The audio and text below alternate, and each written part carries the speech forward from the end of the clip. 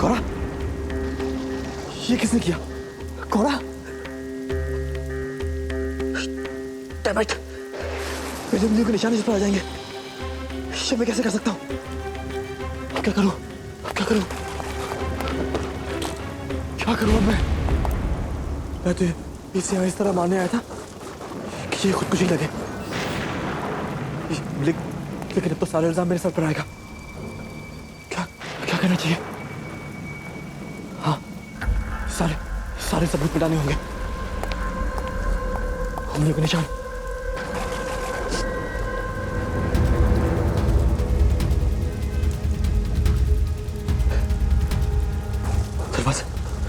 दरवाजे का नॉब।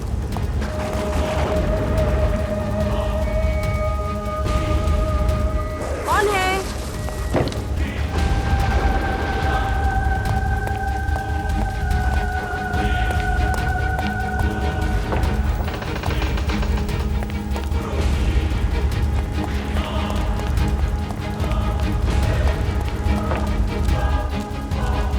खून! जल्दी आओ, जल्दी आओ! खून, खून!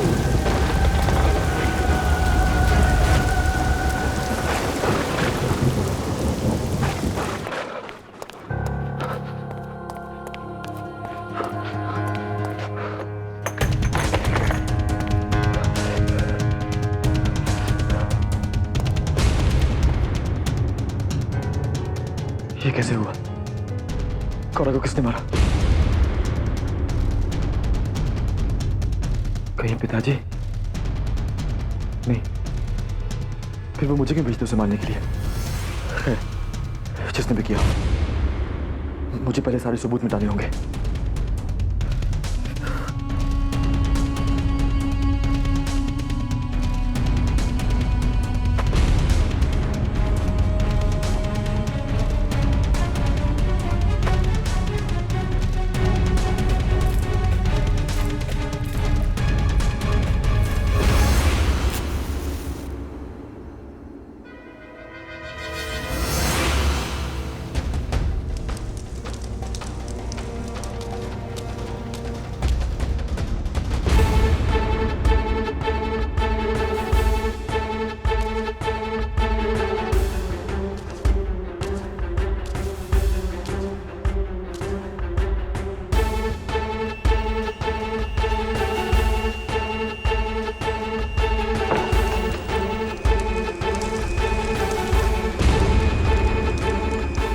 ऐसा क्या कर लिया तुमने अभिमन्यु, जो खुद अपने ही कपड़े जलाने पड़ जाए तुम्हें?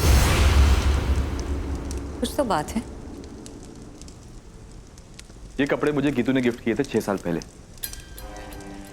बस उससे अपने सारे कनेक्शन मिटा रहा हूं। बस यही बात है। बात कुछ और है जो तुम मुझसे छुपा रहे हो। मेरे इतना कुछ करने के बावजूद तुम्हें मुझ पर भरोसा नहीं आया। बाकी सब तो ठीक है, लेकिन एक बात मुझे आज तक समझ नहीं आई कि उस दिन झूमर के नीचे आपने प्रियम को मारने की कोशिश क्यों की?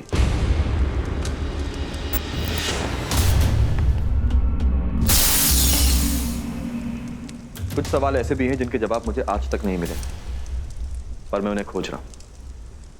अब मुझे अपने कमरे में थोड़ी प्राइवेसी चाहिए। और भी चीजें हैं जो जलानी है।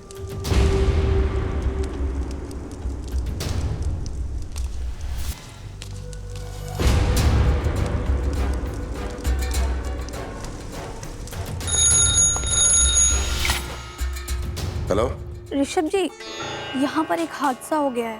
हादसा? गीतांजलि को हम नहीं बचा पाए। अभी हमें उनके कमरे से उनकी लाश मिली है। गीतू,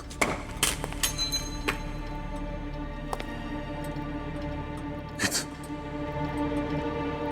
गीतू, गीतू!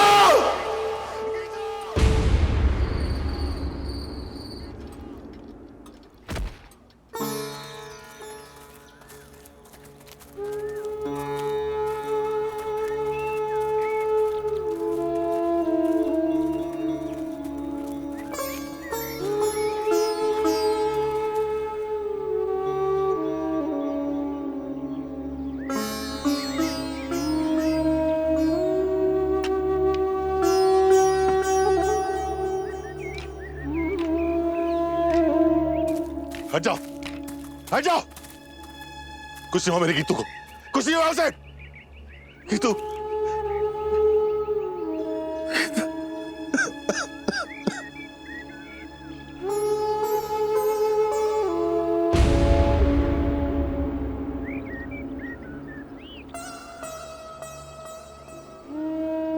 जिन रातों से कभी खिलाया था तुझे, रातों से अर्थी उठाई है तुम्हारी। बहुत दुख देखे मैंने इस जिंदगी, लेकिन इस दुख के लिए तैयार नहीं था मैं। तैयार। ऋषभ, संभालो खुद को। आप चलो ऋषभ। ऋषभ चलो। गीता, गीता, गीता।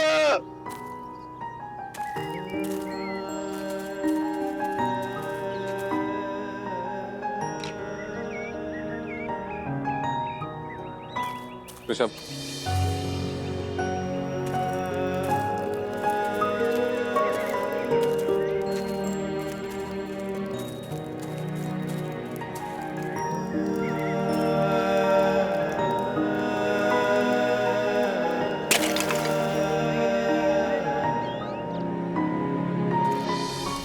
जय श्री राम।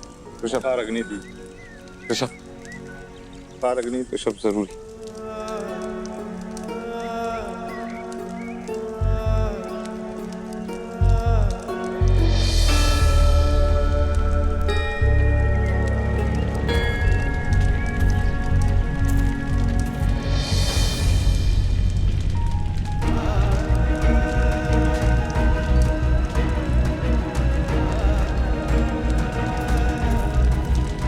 भाई मैं करते थे।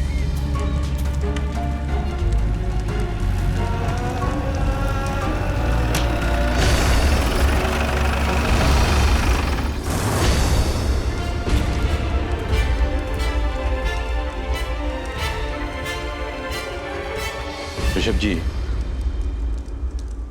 आपसे बात करनी है। गीतांजलि का कातिल बहुत शातिर है। ज्यादातर सबूत तो उसने मिटा दिए, लेकिन फिर भी कुछ ऐसे सबूत हैं जिन पर उसकी निगाहें नहीं गई है। हम उसे ढूंढ लेंगे। ढूंढने की जरूरत नहीं है, वो यही है, आपकी आंखों के सामने।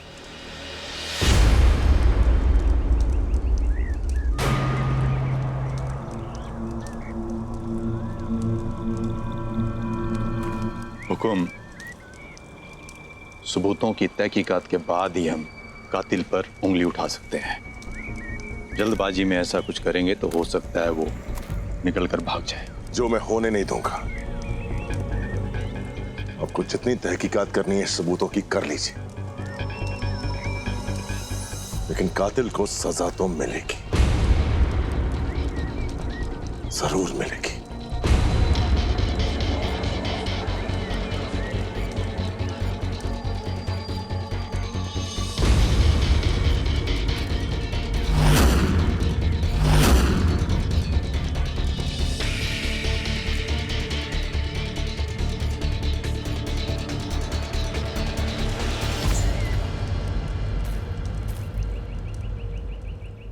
तो आज तुमने जिंदा रहते हुए अपना ही अंतिम संस्कार देख लिया। अजीब बात है। अब इन सब के अंतिम संस्कार होंगे जिन्होंने मुझे मेरे भाई को इतना बड़ा धोखा दिया। पर एक बात है जो मुझे अभी तक परेशान कर रही। मैंने सही में अपनी पीठ पे छुरा घुपा लिया। इतना दर्द सहा, पर क्यों? राजवीर, ये दर्द उस दर्द के आगे बहुत छोटा है जो मुझे अभी मिलने नहीं दिया। चलो, कम से कम सब कुछ प्लान के मुताबिक तो हो गए। ये लो गीतू, ये टैबलेट खाने के बाद तुम्हारी हार्ट बीट कम हो जाएगी। लोगों को ऐसा लगेगा कि जैसे तुम मर चुकी हो।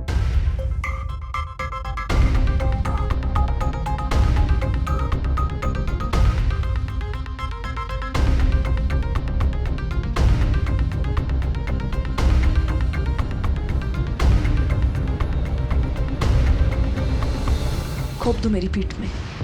नहीं गीतू, ये मैं नहीं कर पाऊंगा। मुझे आदत है राजवीर, तुम्हें तो फिर मैं कह रही हूँ। मेरे अपनों ने तो मुझे बिना बताए धोखे से मेरी पीठ पे छुरा घोंपा। तुमने तो कहा था हर हाल में मेरी मदद करोगे। पीछे हटो अपनी बात से। नहीं,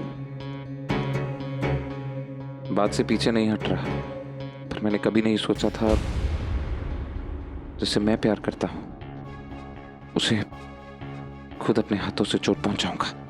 पर मैं जानता हूं ये जरूरी है।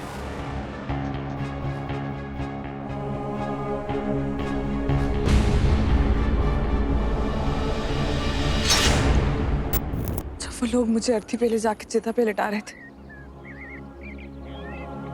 तब मुझे एक पल के लिए लगा कि अगर कोई भी गड़बड़ हुई तो जिंदा जल जाना पड़ेगा मुझे। लेकिन तुम आर्मी वाले भी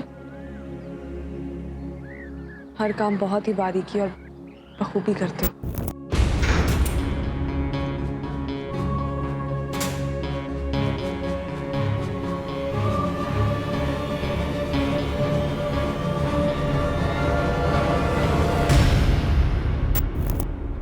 अब देखना, मैं बनूंगी ब्रह्मजाल और अभिमन्यु उसमें उसी तरह तड़प तड़प के मरेगा जिस तरह मैं मरी। तैयार हो जाओ अभिमन्यु।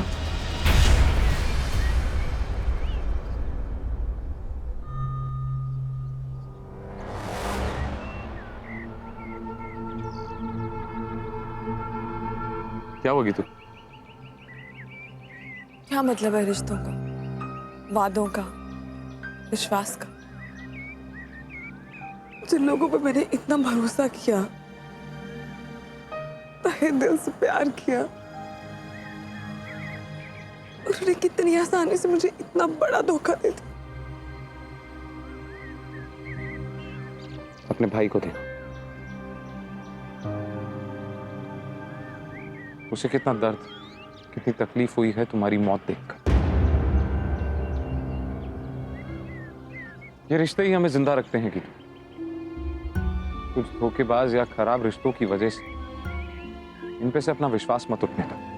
सही कह रहे हो। तो भाई के लिए लड़ना है मुझे। भाई को वो सब वापस लौटाना है जो इन धोखेबाजों ने उनसे छीन लिया। शायद यही मेरा कर्म है और यही मेरी किस्मत। किस्मत।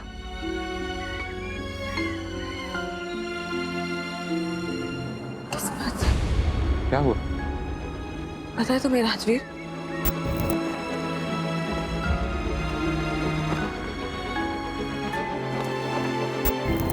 मैं अपना ये अंतिम संस्कार एक बार सपने में देख चुकी हूँ। What? हाँ, पर लेकिन तब मुझे यह एहसास नहीं हुआ कि शायद ये सपना कोई चेतावनी है। आगे चलकर मेरी किस्मत किस करवट बैठेगी, उसकी चेतावनी।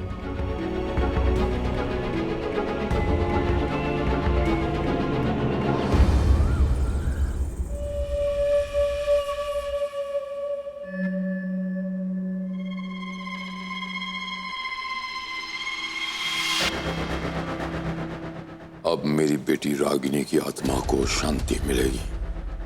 खून का बदला, खून।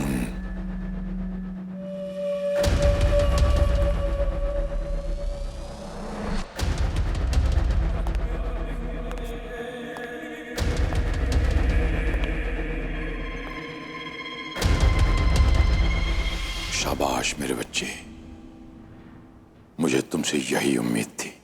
पिताजी, लेकिन मैंने उसे नहीं मारा। नहीं मारा?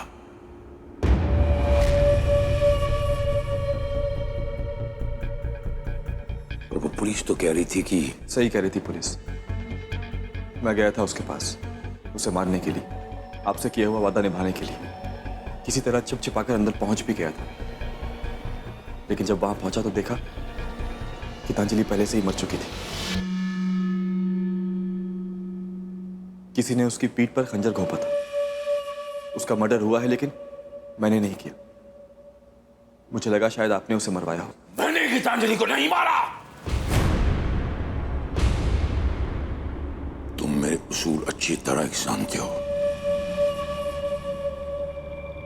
एक का खून, एक के सर। तो फिर किसने मरवाया उसे?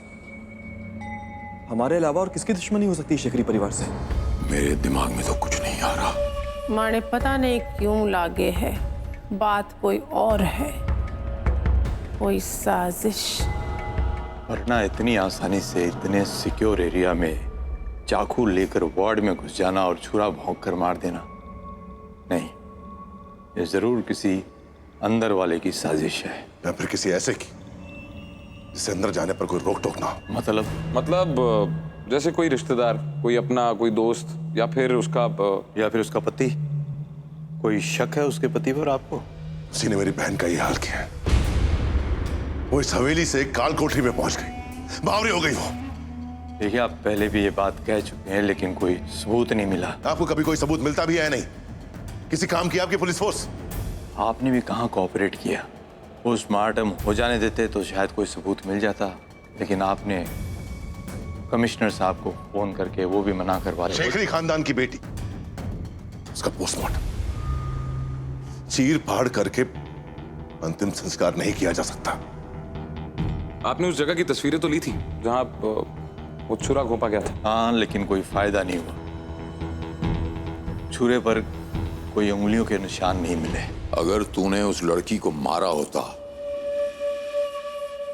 तो हम खुद छाती ठोक कर तुम्हें सलाखों के पीछे छोड़ के आते, लेकिन यूं बेवकूफों की तरह जेल जाना हमारे वंश, हमारे खानदान की साख मिट्टी में मिलती है। वहां से भागने से पहले तूने अपने होने के सारे निशान तो मिटा दिए थे ना? हाँ माँ, इतना भी बेवकूफ नहीं हूं। मैंने खंजर से, दरवाजे के नॉब से, हर जगह से अपनी उंगलियों के निशान मिटा दिए थे। मैंने किसी ने अंदर आते या वहां से जाते हुए तो नहीं देखा ना? नहीं, मुझे किसी ने नहीं देखा। जब मैं वहां पहुंचा तो बारिश हो रही थी, अंधेरा था। हाँ, बस कपड़ों में खून के दाग लग गए थे, लेकिन मैंने उन्हें जला दिया। ट्रस्ट मी, उन्हें कोई भी सबूत नहीं मिलेंगे।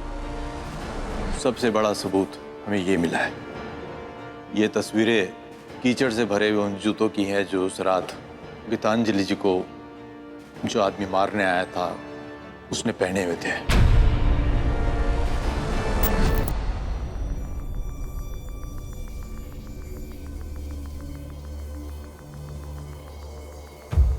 खास बात यह है कि एक जूते का माप 8 नंबर है और दूसरे का 8.5।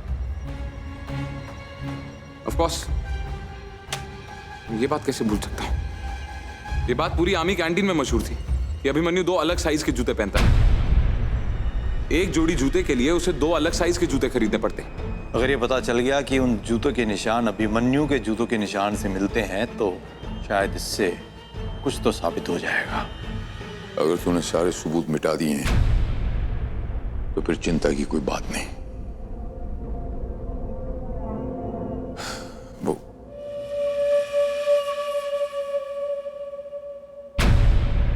ये जूते कल पहन रखे थे? नहीं, मैंने दूसरे जूते पहने थे जो मेरे जूते कमरे में हैं। यानी उन जूतों में अब भी मिट्टी लगी होगी। ये मैं कैसे भूल सकता हूं? कपड़े तो जला दिए, लेकिन जूते?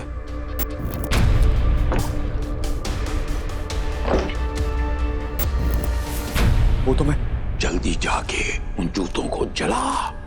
यहां खड़े होके मेरा मुंह मत देख, जा।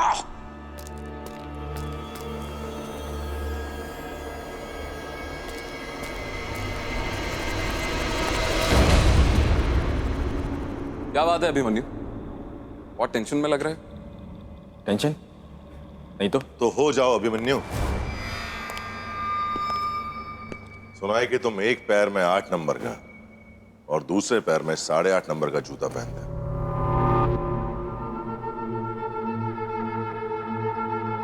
किसने कहा तुमसे ये सब? कमाल है, ये बात तो पूरी आर्मी कैंटीन जानती थी। तुम्हें कोई गलतफहमी हुई है। देखो मेरी चप्पल, दोनों 8.5 नंबर की है। ये बात तो पूरी दुनिया जानती है अभिमन्यु कि चप्पल और जूतों के साइज में बहुत फर्क होता है। चप्पलें ढीली पहने जाती हैं और जूते अगर टाइट हो तो काटते हैं और ढीले हो तो घाव दे जाते हैं। लेकिन ये सब क्या है? मुझे कुछ समझ नहीं आ रहा। मैं समझाता हूं।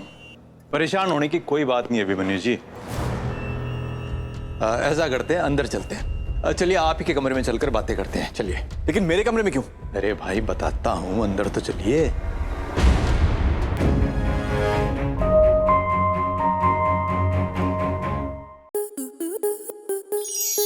आपके मनोरंजन पर अब नहीं लगेगा कोई ब्रेक।